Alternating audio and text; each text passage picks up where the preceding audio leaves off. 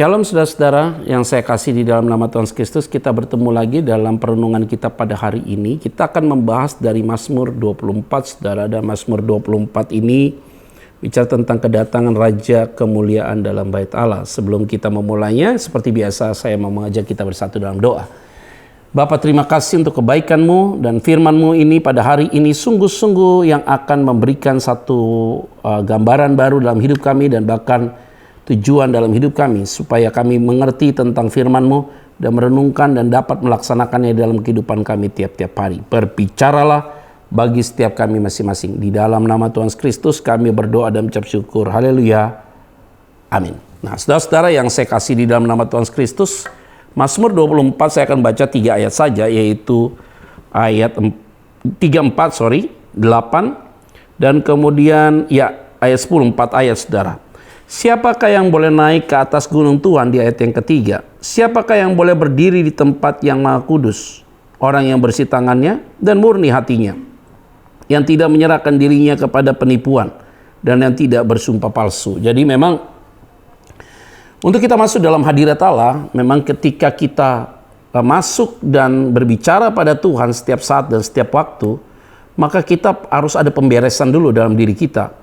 Pengakuan apa-apa saja yang menjadi rintangan atau yang menjadi penghambat kita dengan Tuhan itu memang harus dibereskan. Bagaimana kita bisa komunikasi dengan Tuhan, tapi kalau kita punya masalah dengan Dia? Masalah dengan Dia karena kita sering buat aturan sendiri atau kita melanggar aturannya Dia. Itu yang akhirnya kita susah berkomunikasi dengan Dia dengan baik. Nah, ini harus kita singkirkan dulu, kita harus berdamai dulu dengan Tuhan dengan baik, saudara. Nah, ketika kita tahu bahwa hati kita bersih dan murni, dan sehingga kita bisa masuk dalam hadirat Tuhan, nah baru kita melihat bahwa kuasa Tuhan itu nyata.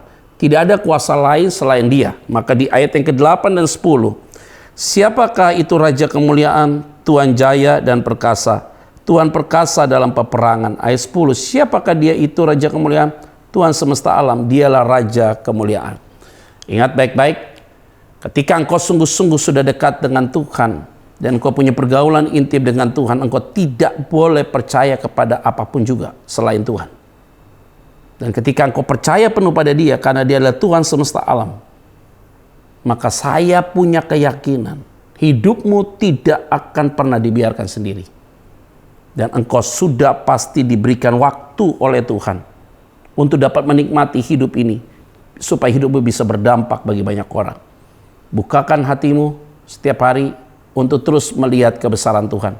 Dan saya yakin dan percaya, apapun yang ada dalam pikiranmu, Tuhan akan jadikan itu menjadi sebuah kenyataan. Mari kita bersatu dalam doa. Terima kasih pada hari ini Tuhan, kebenaran firman-Mu telah mengajarkan kami Tuhan, bahwa hanya orang yang hatinya bersih bisa datang padamu Tuhan. Kami mau membereskan diri kami, karena Engkau adalah Tuhan, menjadi Tuhan di alam semesta, yang berkuasa dalam segala hal. Terima kasih untuk kebenaran firman-Mu, yang telah mengingatkan kami, mengajarkan kami tentang hal-hal yang baik dalam hidup ini. Di dalam nama Tuhan Kristus, kami berdoa dan mengucap syukur. Haleluya. Amin. Saudara, tetap terus jaga kesehatan, tersenyum selalu, dan tentunya hidupmu penuh dengan sukacita. Damai sejahtera selalu menyertai saudara sekalian. Tuhan Yesus memberkati. Shalom.